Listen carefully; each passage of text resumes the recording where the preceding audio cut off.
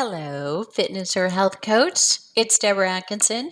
You're listening to Fitness Marketing Mastery, where I share marketing and sales strategies, and we are definitely deep diving into that topic today that are easy, enjoyable, even fun. But most importantly, I think comfortable. So you don't feel awkward when you get to that moment and feel your voice tighten and shift and feel like, oh no, I'm in sales mode. I'm asking for the money so that you can build a business and at the same time a life that you love. So, dual strategies here. Yes, we want to help you make more money, but we want to help you do it in a way that you don't back yourself into a corner and you actually have the freedom of time and of money so that you can help more people do more. And that starts with helping your own family. So, how do you do that? We're going to dive into it right now. This episode is sponsored by the Flipping 50 Fitness Specialist. If this is September 2021 when you're listening, and by the way, if it's not, it's still relevant to you, so stay tuned.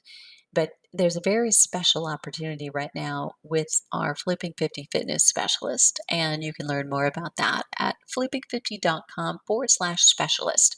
You'll notice if you are listening carefully, every once in a while, I'll share a link here, and I sometimes am sharing links from fitnessmarketingmastery.com, sometimes from flipping50.com. And basically, those are two of my websites, one specifically with blogs and a podcast for you. That's Fitness Marketing Mastery. The other, Flipping 50, is all about having you look over my shoulder, seeing what's working, seeing what's taken me from starting over at 49 to a meager $5,000 a month of revenue at the beginning. And listen, when I tell you that my rent alone was $3,000, that suddenly brings it into perspective. That wasn't very much. It wasn't working very well for me. To six figures a month in revenue. My goal is to help you learn how to do the same. So whether you want to watch over my shoulder at flipping50.com, and you can look at /specialist to learn how to do it yourself with what's worked for me to go from 0 to 5,000 to six figures a month, or you want to listen or read the blogs, podcasts, and some of the videos there at Fitness Marketing Mastery specifically for you. I've got resources that are there no matter who you are. We're talking today about what you say to sell fitness and health services. And this is basically part two. So, in my last episode, as we were talking and answering questions that fitness coaches and health coaches have most often, I answered, how do you present your fee? How do you make that offer? And I had to break that into two parts because one, there's how, like where. Where are you presenting it? Are you doing it in person? Are you going to have a master class where you present that fee? Or are you going to do it in a phone consultation?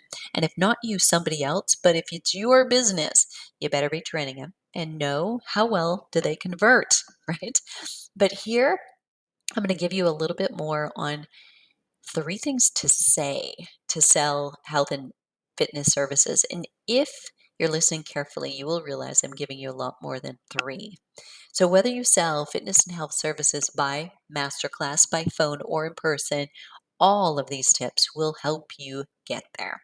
So, first, before the meeting, whether it is masterclass, phone, or in person, I highly recommend, and especially for those that are one on one meetings, set the stage for it about being how we'll work together, not if we'll work together. You need to plant seeds so that person is thinking, yes, I'm buying. I just don't know what I need right now. So you want to ask questions like this. How long have you been thinking about this? You're asking this potentially by survey, whether you use SurveyMonkey, which is free, or you use Typeform, which I believe also is free up to a point. I'm now at paid because I use surveys and evaluations for customer service after every program, after every customer service interaction, because it tells me how we're doing and how serious are you about taking action. Why do you think you're not where you want to be? Is a gold question. I want you to asterisk, take notes, make sure you're asking that. That lets someone reflect on potentially the fact they can't do it themselves. They haven't followed through.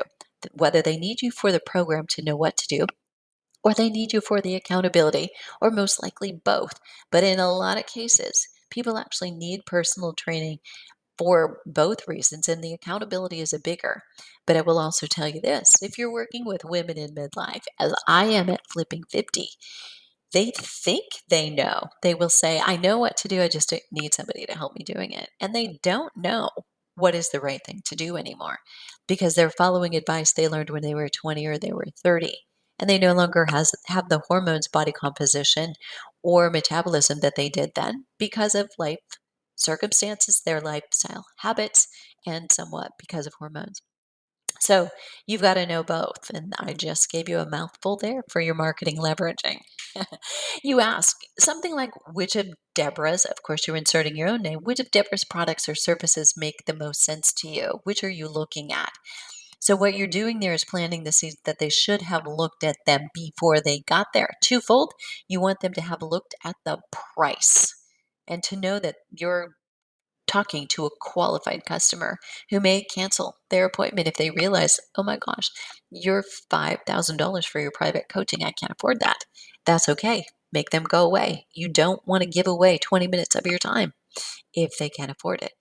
What do you need help deciding is another question that you should ask. So once you get them on the masterclass, on the phone call, or in the consultation, you want to set this up and take charge. Now, this is specifically if you're in a one-on-one instance. So this is for those of you that have higher ticket items. You do private coaching. You want to do this. Here's how these calls usually go. That is the second thing you want to write down that is gold. The first thing I gave you was, why do you think you're not where you want to be right now? Getting them to think. The second one I've given you right here is, here's how these calls usually go. And here's why you're doing this. You're letting them know, look, we have 20 minutes, which is what I allow. I don't know what you want to allow, but in 20 minutes, if somebody is a candidate, I have padding at every 20-minute session that goes 10 minutes more. So we can use it if I need it. But if I can't close in that time and they're a viable source, something's wrong because you can talk yourself out of a sale if you go too long. You just know what to say, what to ask. You can get them to close right then if they're the right candidate for you. So I set it up and say how these calls usually go. And then you let them know you're asking permission to continue or share your ideas for them. And you let them know, I'm going to ask you a few questions. I'm going to ask for your feedback. And then, if it's okay, I'd like to share my ideas for you based on what you've answered for the survey. So, first of all, thanks for filling that out and the answers to the questions that I'm doing. Does that sound okay? You put them in a point of, when they come to a consultation, they feel like, I know I'm going to get sold. I know they're going to try to sell me something, right? And we all have our defenses up. So as soon as you say, would that be okay if I give you my optimal recommendations? If you were my mom or my sister, what I would say to you would probably be the best first next step. Is that okay? You put them in charge. Now you've shifted the gears and they're comfortable so they can hear you more. You ask pertinent questions about what else you need to know.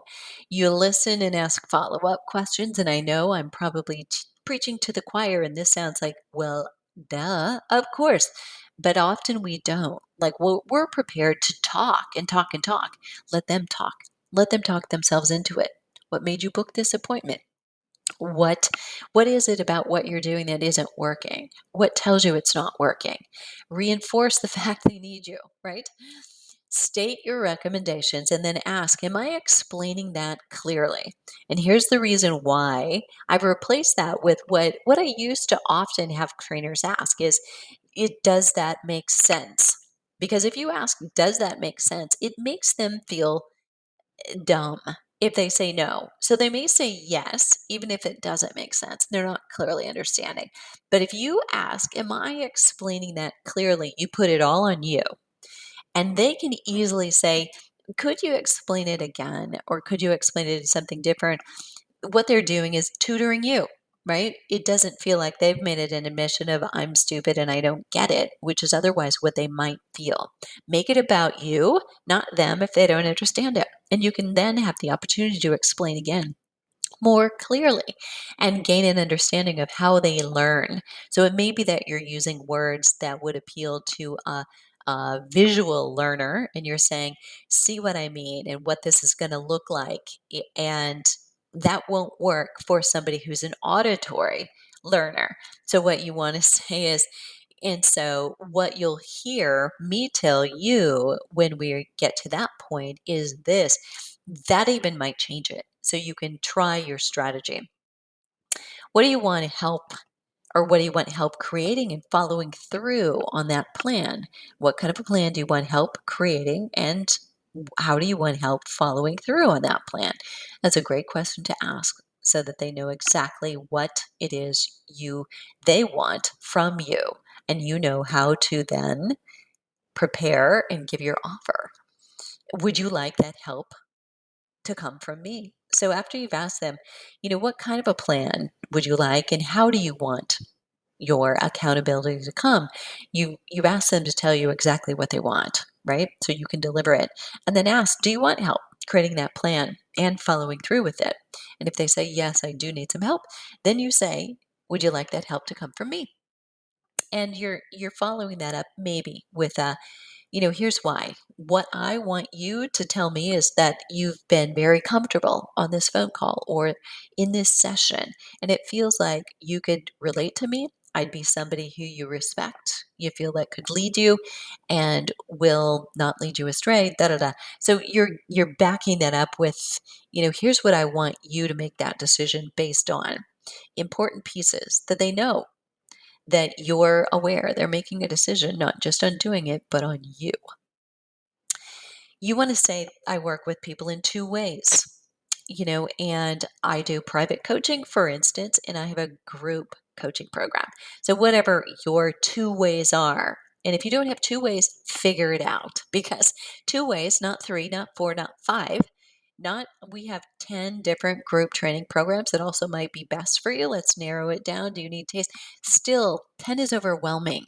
10 is overwhelming. So don't pitch 10 things all at once. Don't pitch five all at once. Give them two choices that are solid. Which one of those is better for you? Take the credit card details right then, right? Or you're going to risk, I'm going to send you an email. Here's what's going to happen next. We get done. I'm going to send you an email with a link to it. And, if you get into this point where they're stuck and it's like, I have to think about it, you ask, what do you have to think about? Can I ask? I mean, we had this session and you thought about that and you knew you needed some help. What got you here and what's not? What are you not saying? What's your biggest resistance about doing this for yourself? Is that you don't believe in the program, you don't believe in me, or you don't believe it will work for you? What is it? Because you already knew there was going to be a decision probably today. Just being upfront and transparent, you get into words where you're just being authentic. You don't have to dance around it and say, you know, okay, that's fine. Think about it. I'll just follow up with you, which is where, when most trainers or coaches are stuck and they're sweating, what they'll say, because they don't want it to be a high pressure situation. But here's the thing, it's not high pressure. You're talking to an individual who will have 27 things interrupt the rest of their day when they, quote unquote, are supposed to be thinking about what they're doing. They're not going to. Procrastination is one of the easiest things people do. Making a decision is one of the hardest things. Help them make a decision and say, listen, this is my job. I know making a decision is hard, but even if you say, no, I'm not going to do this, I would rather you do that. Have it off your plate, not feel guilty about it, or say, yes, I'm in. I'm going to do this for myself. I need it. I influence my children. I influence my spouse and my friends, and I influence my parents and my in laws. I need to do this for me, so I'm doing it for them.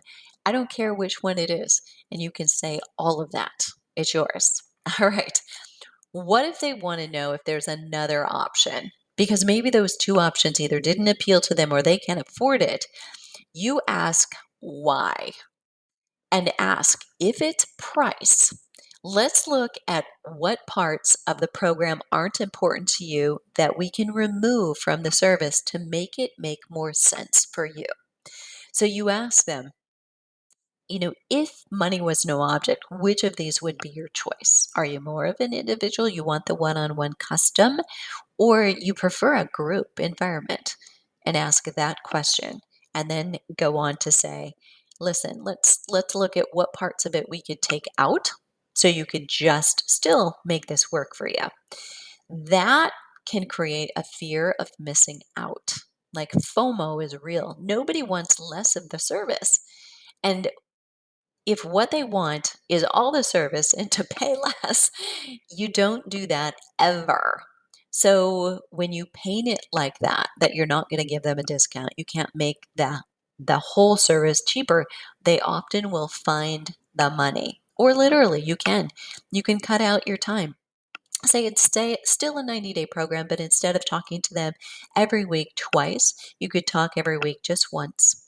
And that would be a way we can make it more affordable to you. But the same transformation, you just rely on yourself a little bit more. How's that sound?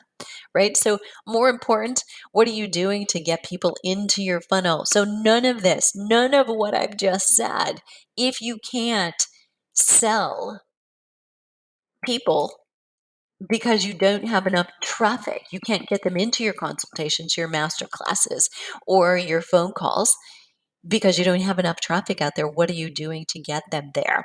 To the calls, the webinars, the consultations, whatever your favorite is. And do you get qualified leads? The ones who show up and aren't just there to pick your brain. And, they are the ones, I promise you, who say, thank you so much for doing this. I so appreciate this. And you're like, oh, they just think this is free. Like I can talk to everybody all day for free and I don't actually need to make a living. They just want, oh, thanks for the free tips kind of thing. I share you with all my friends. That's kind of valuable, but not great. Okay. What you need is people who are ready to buy, ready to start, ready to get results. And so here's how to write copy that helps you get them there. It's in copy, by the way, is everything that you say, you write, and you speak on stage, in videos, or one on one that either attracts or repels people. So if you can't help people take action, get to the phone call, push, yes, I want this, you can't help them. I'm going to put the link in the bio to the copywriting course that is Marketing to Women. It's brand new, it's been gangbusters as far as the feedback goes. So I'd love to know your feedback on it specifically.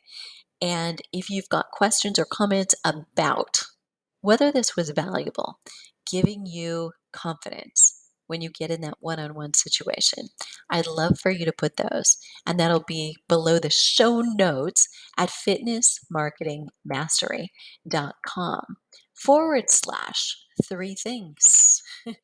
So that's all you have to remember. Three things, and you will inevitably remember the rest. What are you waiting for? The world needs you now more than ever.